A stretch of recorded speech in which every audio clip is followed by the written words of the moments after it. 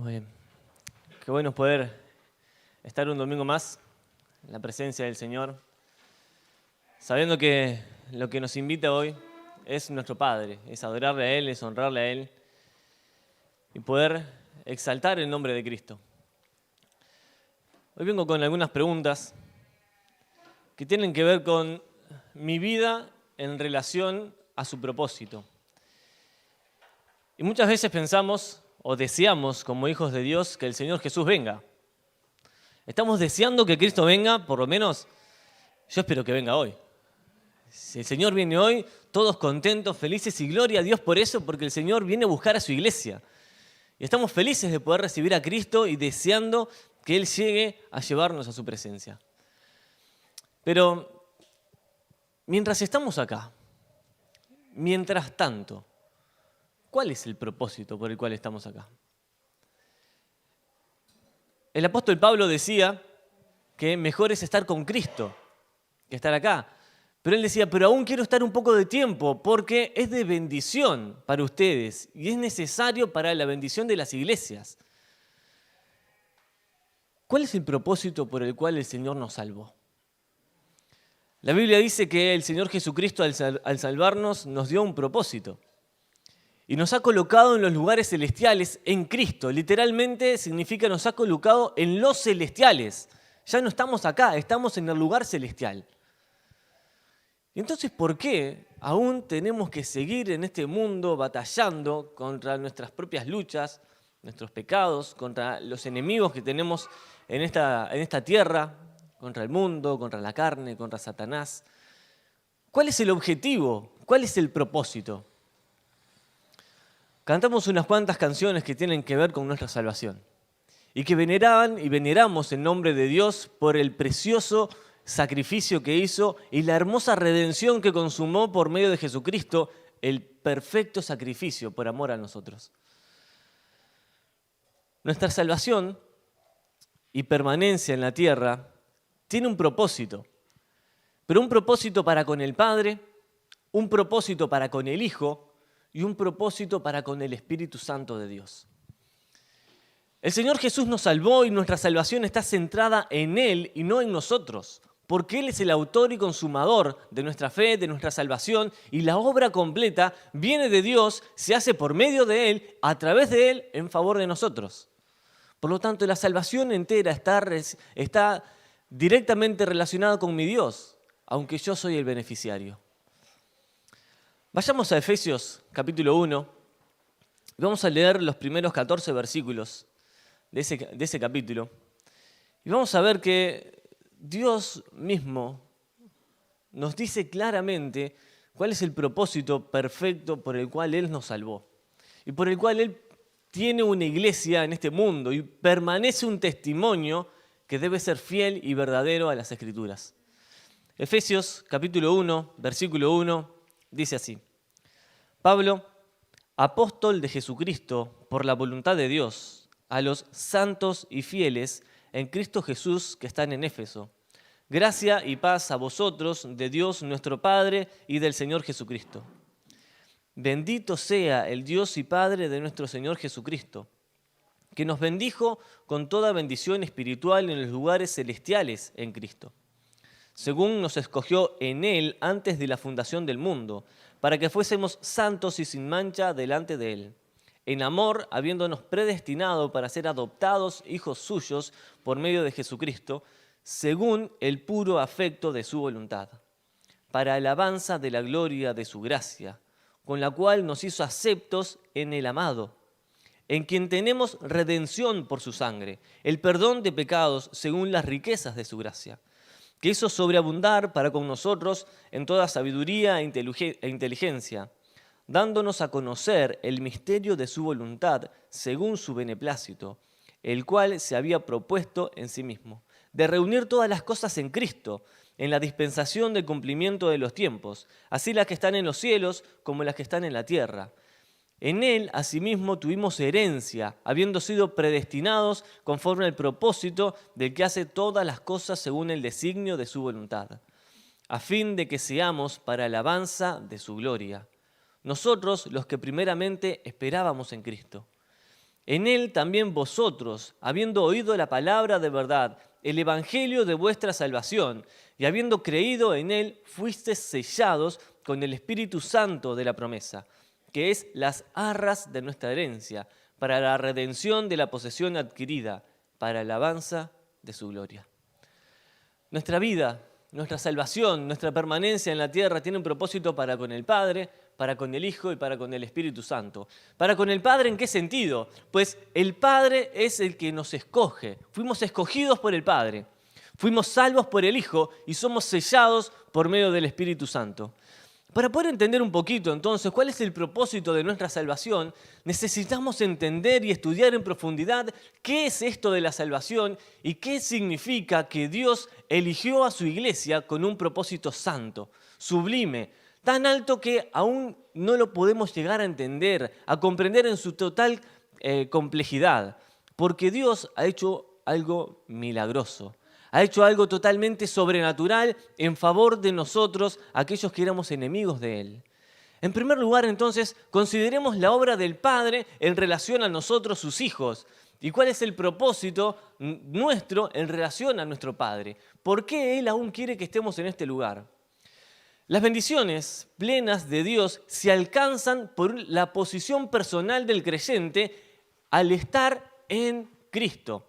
No hay bendiciones en la vida del creyente separadas de Cristo. No tenemos bendiciones fuera de Él, porque toda bendición viene de nuestro Padre, viene de nuestro Señor y es alcanzada al Señor Jesucristo, a nosotros a través del Señor Jesucristo.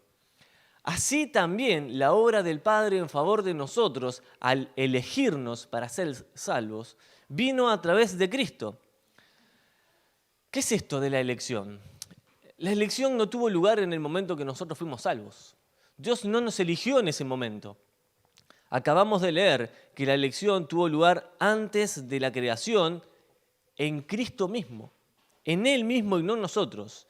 Esto es que Cristo nos colocó en Él desde la eternidad, incluso antes de que nosotros estuviéramos en este mundo, porque Él ya conocía cuál iba a ser la decisión que nosotros íbamos a tomar al escuchar el santo evangelio, que Jesucristo es el camino, la verdad y la vida. Y al creer en Él, el Señor Jesús nos adopta como sus propios hijos. Los santos y fieles, aquellos que creímos en Él, nunca hemos dejado de estar en Cristo. Y hermanos, esto es importantísimo, porque en el momento que damos el primer paso para la salvación, el Señor Jesucristo nos envuelve completamente en su gracia. Quita por completo la maldad de mi corazón y deposita por completo la santificación, la santidad de Dios en nosotros. Por lo tanto, una vez que Jesús entra en la vida de una persona, jamás sale de ese lugar. Por eso esta carta dirigida a los santos y fieles, somos aquellos que hemos creído en el Señor Jesucristo desde una vez y para siempre. Los creyentes ya estamos incluidos en Cristo desde la eternidad. Y no desde el momento en que creímos en Él. Porque la eternidad es el espacio que está fuera de la era temporal. Y desde la eternidad y hasta la eternidad dice la Escritura que Él es fiel, que Él es santo, que Él es justo, que Él es nuestro Salvador. Hermanos, qué hermoso plan de Dios, ideado desde antes de que comenzaran los tiempos. Vamos a la Escritura, encontramos en Apocalipsis que Juan vio al Cordero como inmolado desde el principio de los tiempos. Y desde allí comienza el plan redentor de nuestro Dios en favor de la humanidad perdida, con el fin de congregar un solo pueblo, bajo una misma fe, bajo un mismo Dios, para alabanza de la gloria de su gracia. Los santos y fieles estamos en Cristo. Estar en Cristo precede a todo, pero estar en Cristo también antecede a todo. Porque estamos en Cristo desde la eternidad y no desde la era temporal, no desde el momento que creímos en Él, sino desde el momento en que Él decidió elegirnos por su soberana gracia y voluntad para alabanza de su gloria. La iglesia de Cristo hoy no descansa en sus propias obras, hoy no descansa en su propia fe que depositó en el Señor Jesús. La iglesia de Cristo descansa en Cristo porque fuimos elegidos en Él desde la eternidad y para la eternidad. Este es el mismo concepto que Juan tenía.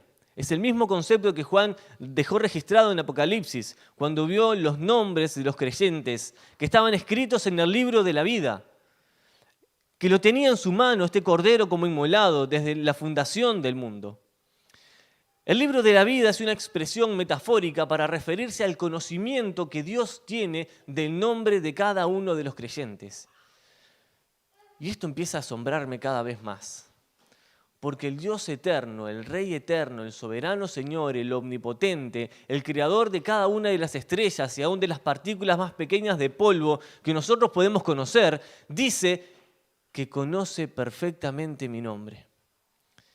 Y que Él pensó en cada uno de nosotros, pensó en mí, pensó en ti, en el momento en el cual creaba el mundo, en el momento en el cual pensaba en el sacrificio perfecto para mí que iba a ser su enemigo. El Señor, Dios Todopoderoso, el Cordero inmolado, Jesucristo mismo, nos ama de tal manera que conoce mi nombre y trabaja de forma personal en mi vida para formar el carácter de Cristo en nosotros. Y poco a poco nos vamos acercando a este bendito propósito por el cual el Señor Jesús nos salvó. La salvación tiene lugar en Dios. De Dios desciende en bendición para nosotros la iglesia de Él. Conocer a Dios es conocer la verdad. Hay verdades fundamentales que tenemos que conocer y que tenemos que considerar y que preparan el corazón para este estudio, el estudio de la elección. No vamos a hacer un estudio en profundidad de qué significa ser elegidos por Dios. Pero si alguno de los que estamos acá o de los que nos escuchan quieren hacer un estudio en profundidad de qué significa esto de la elección divina, de la soberana elección de Dios sobre nosotros, necesitamos considerar 7 aspectos, 7 cosas que rápidamente las vamos a ver. En primer lugar, para considerar que Dios eligió a un pueblo, tenemos que saber y tener bien claro que el amor de Dios es por igual para todos los hombres. O sea que cada uno de los que estamos acá somos amados en igual medida por Dios. Y los que están fuera de este lugar, en igual medida que nosotros son amados. ¿Por qué? Porque Juan 3:16 dice que de tal manera amó Dios al mundo que dio a su Hijo. Ese amor impresionante, incalculable, es el amor eterno de Dios que se expresa en bendiciones, que se expresa en dar.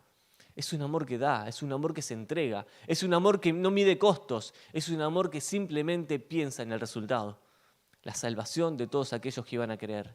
Dios ama por igual a todos los hombres, así que hermanos, somos amados por Dios, pero cada uno de nosotros amados en igual medida por el Dios eterno. Y aquellas personas que no tienen a Cristo necesitan conocer de este amor eterno de Dios hacia la humanidad. Nosotros hoy lo experimentamos y lo disfrutamos. Uno de nuestros propósitos en esta tierra es dar a conocer este amor bendito, glorioso de Dios, que Él ha derramado en favor de cada una de las personas.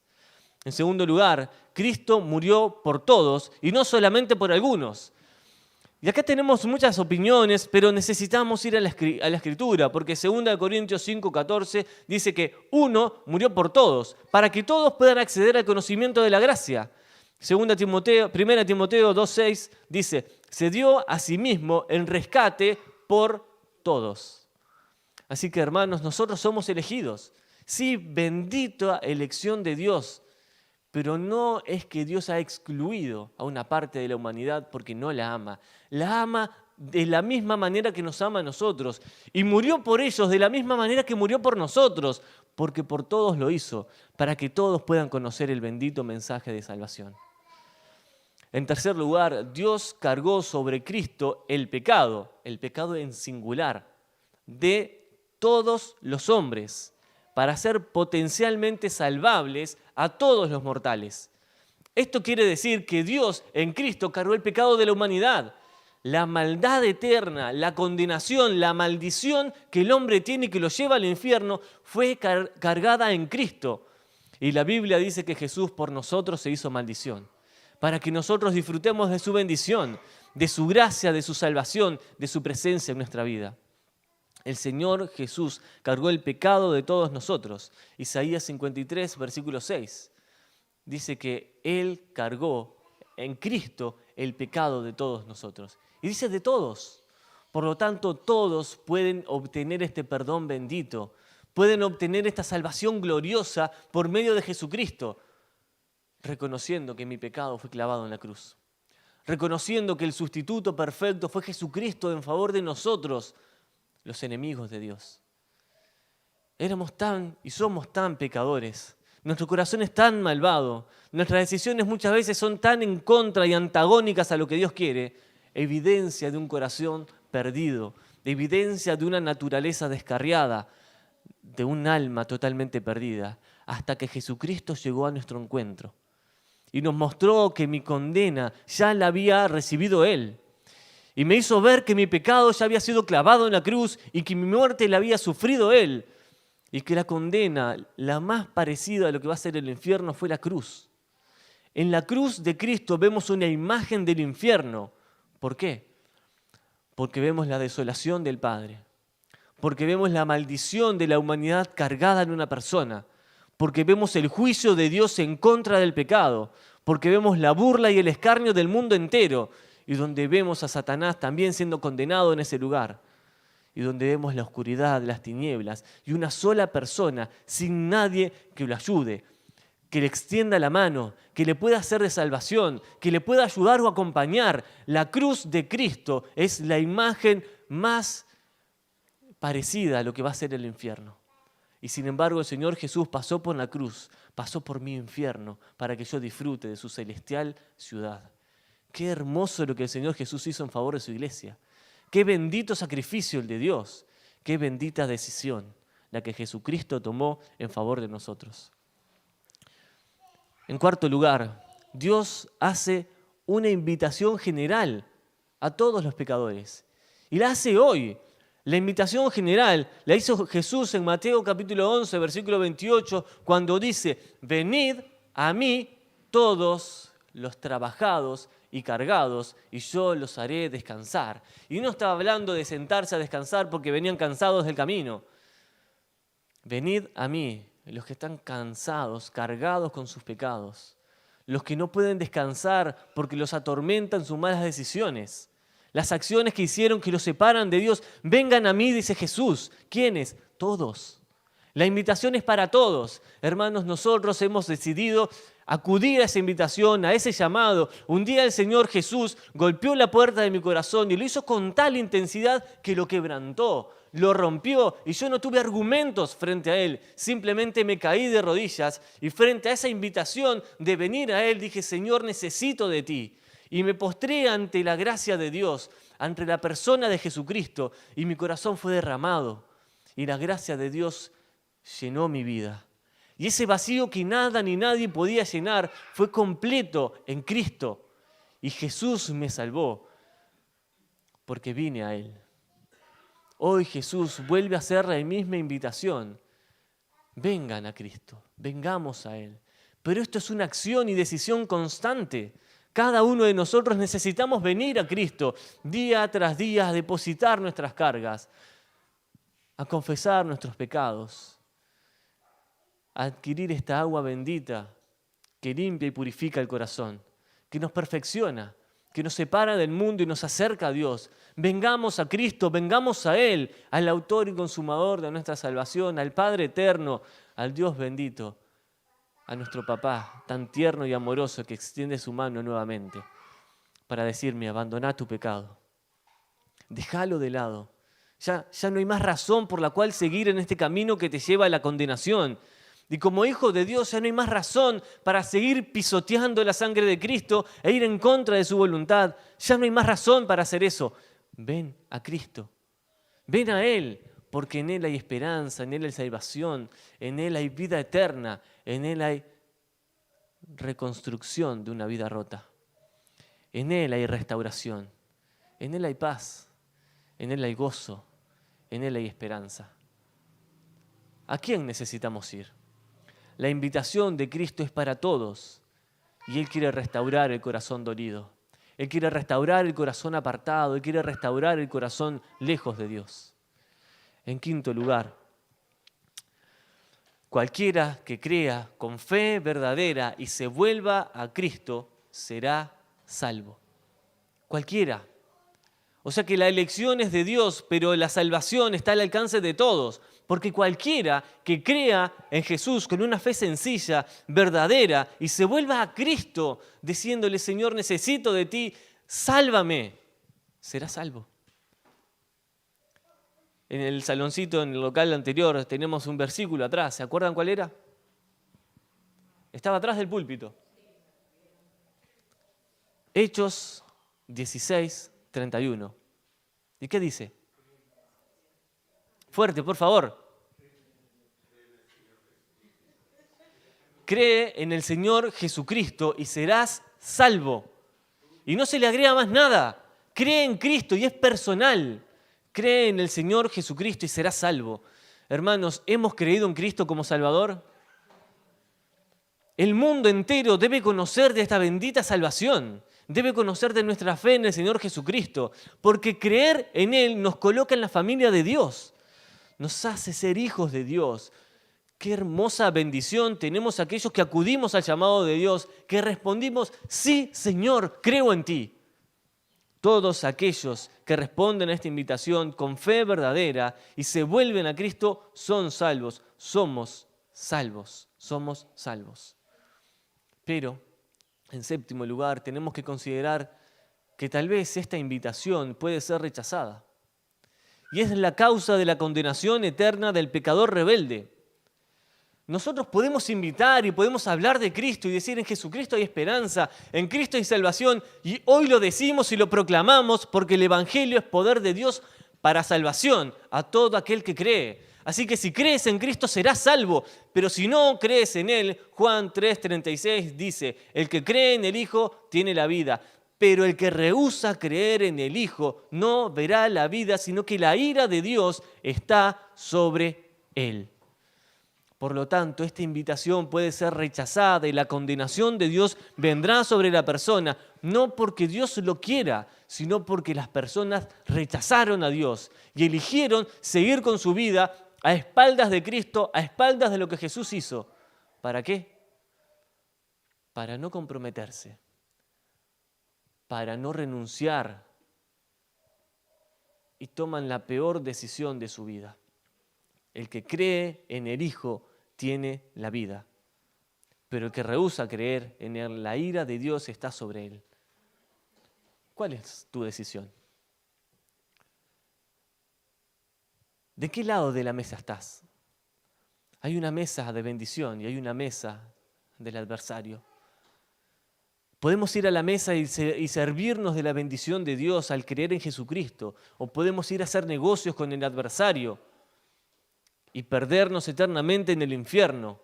La salvación está al alcance de todos y la invitación fue dada por medio de Cristo en favor de la iglesia, pero en favor del mundo entero, para que todo aquel que en Él cree no se pierda, sino que tenga vida eterna. Y la vida eterna no se acaba. La vida eterna se disfruta, se vive desde el momento que Cristo entra en la persona, desde el momento en que creemos en Él. El eterno viene a residir en mi cuerpo mortal y me hace eterno por medio de la vida de Cristo en mi vida. Bendita salvación. ¿De qué lado de la mesa vas a estar? Jesucristo es el mismo, ayer, hoy y por los siglos. Y hoy sigue diciendo que es el día aceptable para la salvación. Jesucristo está acá y quiere transformar sus vidas, mi vida en nuestros corazones. Ahora llegamos y podemos seguir avanzando un poco más.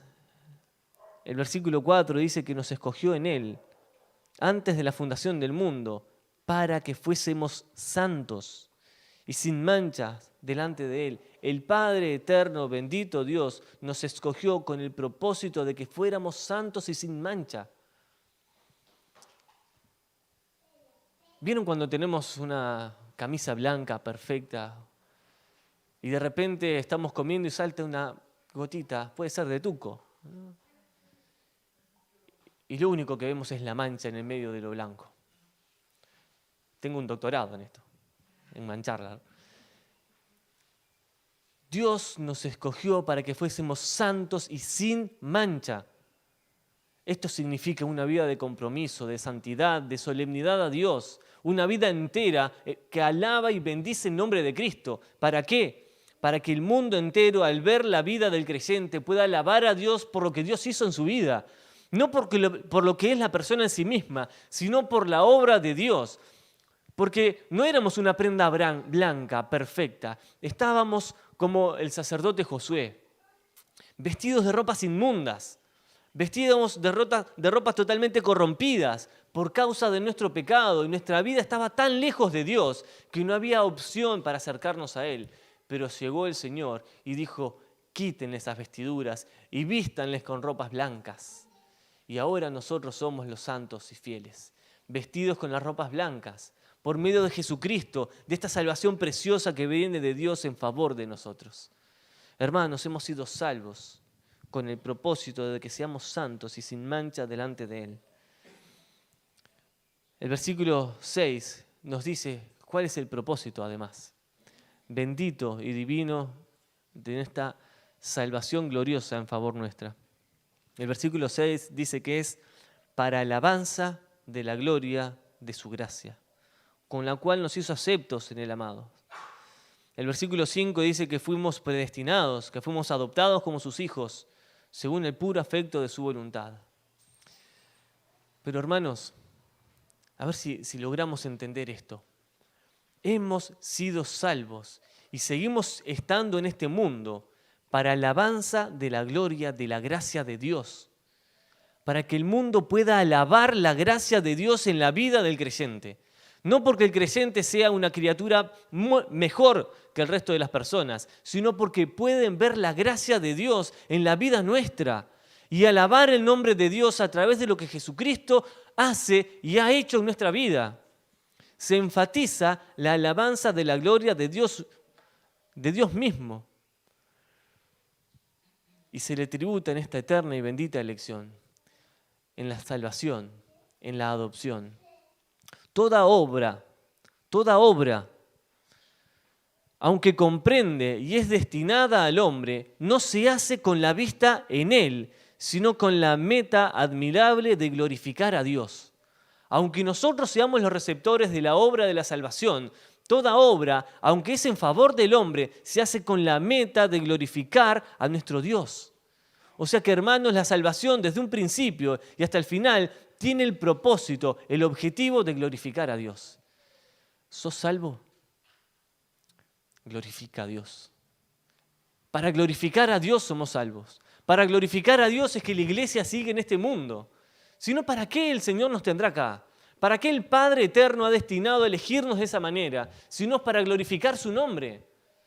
¿Cuál sería el objetivo por el cual aún seguimos batallando día tras día contra el mundo, contra Satanás, contra nuestra propia carne, si no es glorificar a Dios por medio de lo que Él es y de lo que hace? La meta es la glorificación de Dios. La elección es el fruto de la gracia, pero también la manifestación de ella. La manifestación de la gracia de Dios es tu vida, hermano. Es mi vida. La gracia de Dios se manifiesta en la salvación personal de cada uno de nosotros. ¿Entendemos la dimensión gloriosa que esto significa? La gracia de Dios se manifiesta en la salvación personal de cada uno de nosotros. Y necesitamos vivir para alabanza de esa gloria, de la gloria de su gracia. La realidad de un pueblo que se vincula con Dios por medio de Cristo es motivo de alabanza a Dios. Somos un pueblo que se vincula con Dios por medio de Cristo. Y ese es el motivo por el cual el mundo puede alabar a Dios y nosotros podemos alabar a Dios. El Padre Eterno nos eligió, nos puso en este mundo desde la eternidad. Somos eternamente hijos suyos. El versículo 5 dice que fuimos adoptados como sus hijos. Y sí, porque éramos enemigos. Y el Señor Jesús vino a buscar a sus enemigos para hacerlos sus hijos. Y estar en la posición de adquirir una herencia santa, bendita, con los mismos beneficios que el hijo legítimo. El amor de Dios es tan grande, tan sublime, que aún así, siendo enemigos suyos, nos coloca en esta bendita posición para heredar las bendiciones eternas de nuestro Dios. Qué bendito que es nuestro Señor. Glorioso sea el nombre de Cristo por la salvación tan perfecta y hermosa que hizo en favor de nosotros. En segundo lugar, somos salvos por el Hijo, elegidos por el Padre, salvos por el Hijo. Versículo 7 del versículo 12. Desde el versículo 7 dice que, haciendo referencia a la última palabra que aparece en el versículo 6, el amado. En quien tenemos, en Él, en el amado. ¿Y quién es el amado? Jesucristo mismo. Y en mi Biblia está con mayúscula, o sea que no es una persona, es Cristo. En Cristo tenemos redención por su sangre. En Cristo tenemos el perdón de pecados, según las riquezas de su gracia. Él hizo sobreabundar para con nosotros en toda sabiduría e inteligencia, dándonos a conocer el misterio de su voluntad según su beneplácito, el cual se había propuesto en sí mismo. Hermanos, somos salvos en Cristo, por medio de Él. En Cristo somos salvos. La redención hace descender la mirada del cielo a la tierra, porque el Redentor miró a aquel que tenía que redimir. Y la mirada que nosotros elevamos hacia el cielo, Cristo la hace descender hacia la tierra, para mirar el corazón de cada uno de nosotros, para mirarnos en el momento en el cual nosotros necesitábamos de Cristo. Y en ese momento, al considerar la redención, se deriva la atención al Hijo, sin olvidar en ningún momento la necesaria atención al Padre, ya que es en el Hijo en quien tenemos redención, pero el Padre Santo es el que envía al Hijo. Envía a Cristo a redimirnos, a comprarnos, a llevarnos a Él. ¿Qué significa esta palabra redención? Sabemos que somos salvos por Cristo. Él vino para redimir. Redención significa liberación mediante el pago de un rescate. Jesucristo vino a liberarnos mediante el pago de un rescate. Ese rescate solamente Él lo podía pagar, solamente Él lo podía hacer efectivo, solamente Él lo podía lograr. La palabra redención tiene que ver con la justificación, con la santificación, con acercarnos a Dios. En Cristo tenemos redención absoluta, definitiva y total, porque Él pagó el precio completo por nosotros, para liberarnos de la esclavitud del pecado, liberarnos del lugar en el que estábamos. Hagamos esta imagen mental por un momento. Imaginemos un mercado gigante de esclavos. Hoy en día, gracias a Dios, no los tenemos, pero en ese momento sí los había. Un mercado enorme, del tamaño del mundo entero, donde cada uno de nosotros estábamos como esclavos, esperando que alguien pagara por nuestra liberación y nos quitara de ese mercado de esclavos y nos hiciera libres. Pero en ese mercado de esclavos, ninguno de los que estaba en ese lugar tenía la posibilidad de liberarse a sí mismo, ni mucho menos de liberar a alguien más. Entonces era necesario que alguien entrara en ese mercado de esclavos y pagara el precio justo para liberar al esclavo, quitarle las cadenas de esclavitud. Y en esa elección que la persona hace al liberar al esclavo, quita las cadenas y lo coloca en la posición que antes deseaba y anhelaba. Libre, libre por completo, libre absolutamente.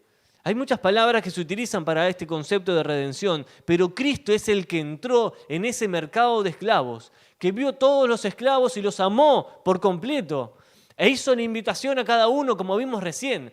Sin embargo, eligió y agarró a algunos y dijo, van a ser libres.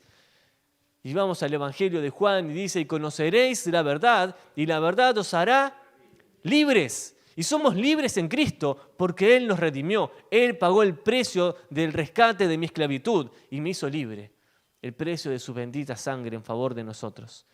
Él hizo la redención absoluta, definitiva. Nunca más volveremos al mercado de esclavos. Nunca más volveremos a estar con esas cadenas que nos oprimían.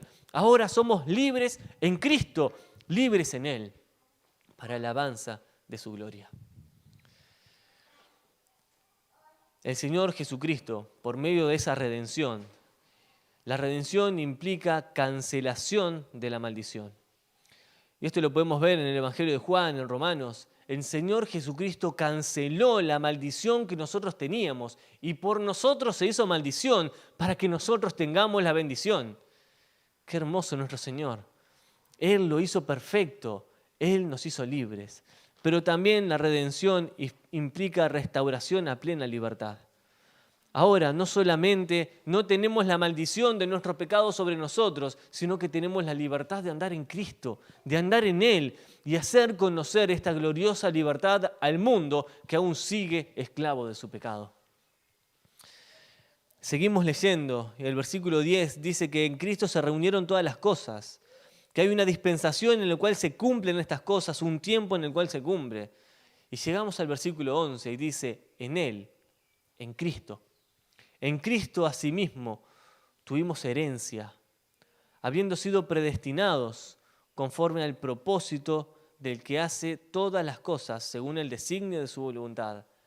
A fin, con el propósito de qué, ¿con qué propósito? Que seamos para alabanza de su gloria.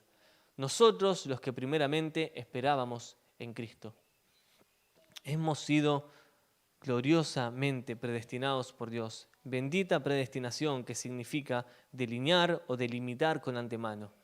No significa que no había decisiones que tomar, significa que Dios ya sabía la decisión que íbamos a tomar. Pero en Cristo ahora somos libres y ahora somos para alabanza de la gloria de Cristo. ¿Y cómo alabamos la gloria de Cristo? ¿Cómo podemos poner en alto la gloria de Dios? Dios no puede tener más gloria que la que tiene, porque Él es el glorioso. Y la gloria de Dios es la que llena el mundo entero y la que nos llena a nosotros. Y no podemos darle más gloria al glorioso. Sin embargo, podemos alabar esa gloria por medio de una vida que realmente refleje la libertad que tenemos en Cristo. ¿Hemos sido libres de la esclavitud del pecado? Entonces no volvamos atrás. Alabemos esta bendita gracia que nos alcanzó y glorifiquemos el nombre de Dios, porque fuimos salvos por Cristo para alabanza de su gloria. Anderson nos leía hace un rato en Filipenses capítulo 2 que el Señor Jesucristo se despojó de su gloria para hacerse semejante a nosotros. Sin embargo, escuchamos al Señor Jesús orando al Padre, diciendo al Padre en Juan 17, Padre, glorifícame con aquella gloria que tenía antes. La gloria eterna. Nuestro glorioso Salvador, Jesucristo mismo, es glorioso desde la eternidad y por toda la eternidad lo será. La gloria de Dios llena nuestra vida, llena nuestro corazón, nos libera de la opresión del pecado y nos hace libres. Hermanos, somos libres, realmente libres, y tenemos la libertad de elegir seguir a Dios. Y eso es una bendición eterna. Cristo nos hizo verdaderamente libres para alabanza de su gloria. En tercer lugar, fuimos sellados por el Espíritu Santo, elegidos por el Padre, salvos por el Hijo, sellados por el Espíritu Santo. Versículos 13 y 14. Dice, en Cristo también vosotros, habiendo oído la palabra de verdad, el evangelio de vuestra salvación, y habiendo creído en Él, fuisteis sellados con el Espíritu Santo de la promesa, que es las arras de nuestra herencia, hasta la redención de la posesión adquirida para alabanza de su gloria. Bendito Espíritu de Dios que vive sobre nosotros. Fuimos sellados con el Espíritu Santo. ¿Y qué significa esto? Esta palabra que aparece aquí, sellados, tiene tres significados. El ser sellado en el ámbito comercial, en la época en la cual el apóstol Pablo escribe la carta a los Efesios, significa en primer lugar transacción completada. Cuando algunos estamos acostumbrados a comprar online o a comprar algunas cosas que no es necesario ni siquiera tener el dinero en la mano, podemos hacer una transacción. Se transfiere el pago a la cuenta de aquel que lo vende. Cuando fuimos sellados por el Espíritu Santo, significa que la transacción fue completada, el pago fue efectivo, fue realizado completamente en favor de nosotros. Por lo tanto, el sello de Dios viene como pertenencia a Dios. Y ya no nos pertenecemos a nosotros mismos, le pertenecemos al Padre, porque la transacción fue completada. Cristo pagó por todo y por todos. En segundo lugar, ser sellados significa posesión o propiedad.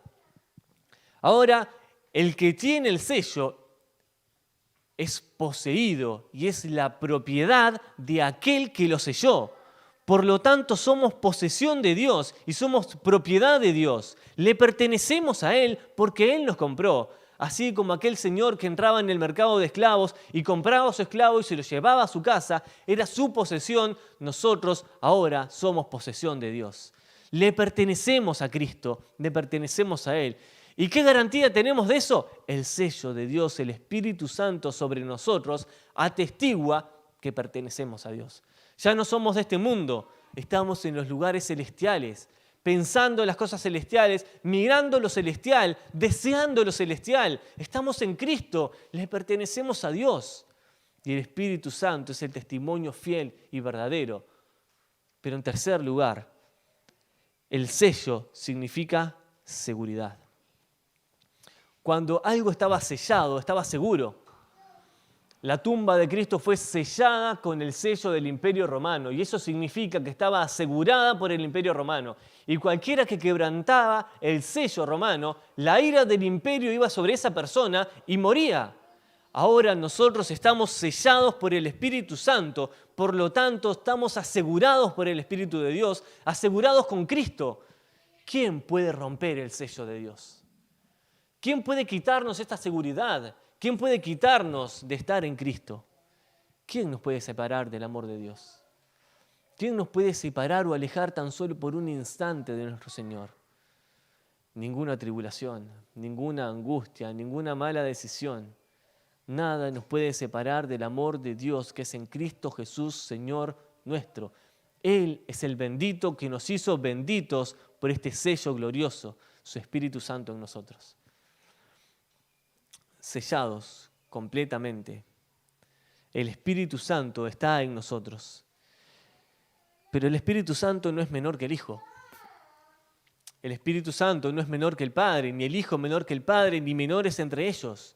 Porque Dios, nuestro bendito Dios, es un ser en tres personas que obra en favor de la humanidad. La persona del Padre, eligiendo.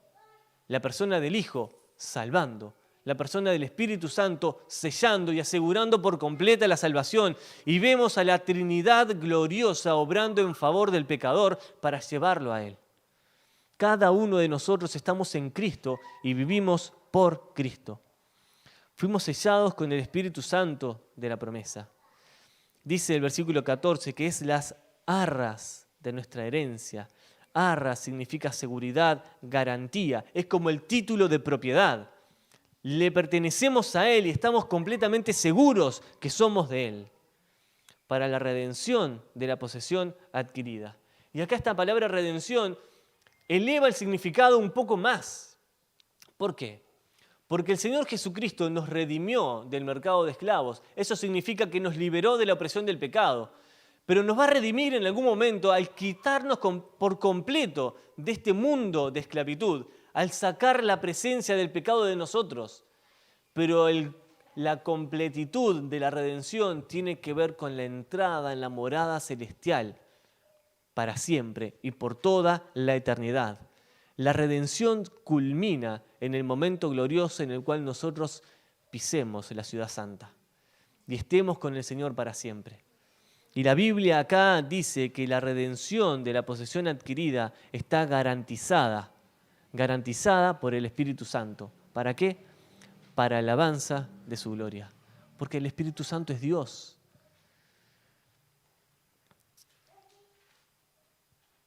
Mi vida en relación a su propósito. Hemos dado un pantallazo muy amplio del cuál es el propósito por el cual vivimos. Ahora la gran pregunta es, ¿estoy viviendo mi vida en relación a mi propósito? ¿realmente mi vida refleja el propósito por el cual aún Dios me tiene sobre la tierra? Estamos acá con un propósito. Es más, hay una canción que dice, tú nos creaste con un propósito para tu gloria manifestar. Tú nos creaste para alabarte. ¿Estamos viviendo una vida que relaciona mi vivir, mi proceder con mi propósito en este mundo? No sé si notaron, pero hay una distinción entre el propósito por el cual el Padre actúa, con el que actúa el Hijo y el Espíritu Santo. El versículo 6 dice que Él nos hizo para alabanza de la gloria de su gracia, hablando en referencia al Padre. El versículo 14, hablando en referencia al Hijo, dice simplemente para alabanza de su gloria. El 14 hablando del Espíritu Santo.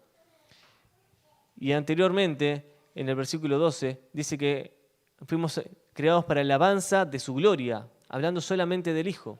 O sea que alabamos la gloria del Padre, alabamos la gloria del Hijo, alabamos la gloria del Espíritu Santo, pero en referencia al Padre fuimos creados para alabanza de la gloria de su gracia.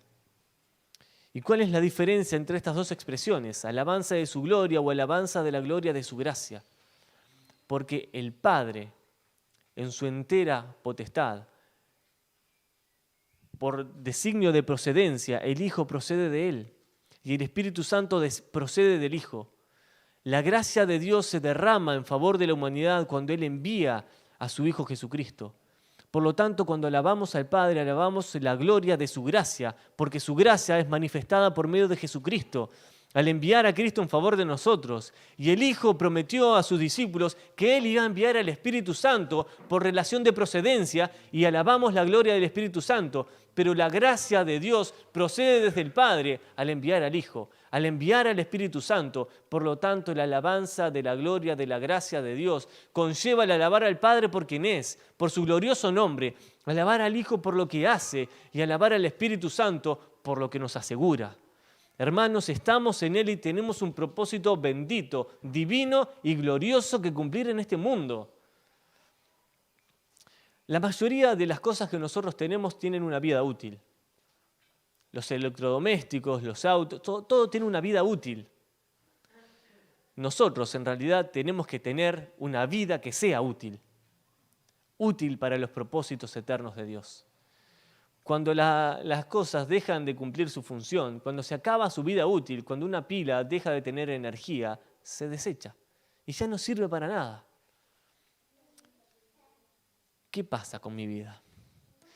Y yo le preguntaba a Dios más de una vez, porque yo deseo estar en el cielo con el Señor, deseo estar con Cristo y me encantaría hoy en la noche disfrutar de las bendiciones celestiales al estar con Cristo. Pero aún Dios quiere que esté en esta tierra, porque tiene un propósito. Y el propósito es manifestar su gloria. Hermanos, mi vida está relacionada con el propósito por el cual Dios me tiene aún en este lugar. Los ángeles quisieran hacerlo y no pueden. Los ángeles del cielo nos miran como un espectáculo y no pueden hacer lo que nosotros hacemos, no pueden tener a Cristo, porque ellos son seres celestiales, sí, angelicales, santos, sublimes, pero no tienen a Cristo y nosotros sí. Nuestra vida debe ser una relación perfecta con nuestro Padre Celestial para alabar el nombre de Dios. El mundo debe ver la gloriosa vida del creyente y alabar el nombre de Dios. Nuestra boca no debe callar las verdades del Evangelio. Nuestro testimonio debe mostrar que realmente Cristo es la verdad. Y necesitamos hacerlo. El mundo entero está corrompido, lejos de Dios, y la iglesia de Cristo tiene que alumbrar en este mundo perdido, ser sal y luz para que la humanidad conozca que en Jesucristo hay esperanza y salvación. Cristo viene y viene pronto y dará a cada uno la recompensa conforme sea su obra. Mi obra va a ser evaluada por Dios y sí me va a recompensar, pero el Señor Jesús, nuestro glorioso Salvador, quiere que vivamos para la alabanza de su gloria. La invitación está dada. El Señor Jesucristo está dispuesto a obrar. El Señor Jesús quiere usarte como un instrumento bendito de gloria, de honra, para alabanza de su gloria. ¿Estamos dispuestos? ¿Estamos dispuestos a renunciar a nosotros mismos y que nuestra vida esté más relacionada con su propósito que con nosotros mismos? Que el Señor nos impulse, nos motive y no nos permita callar las verdades de Dios para que el mundo conozca a Cristo.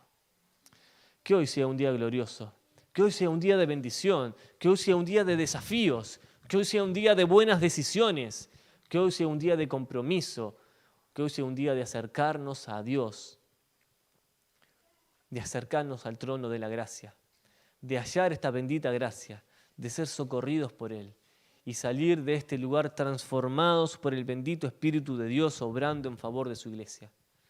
Hermanos, que Dios bendiga su palabra, que Dios bendiga su iglesia y nos impulse a obedecerle y a seguirle conforme a su voluntad. Oramos.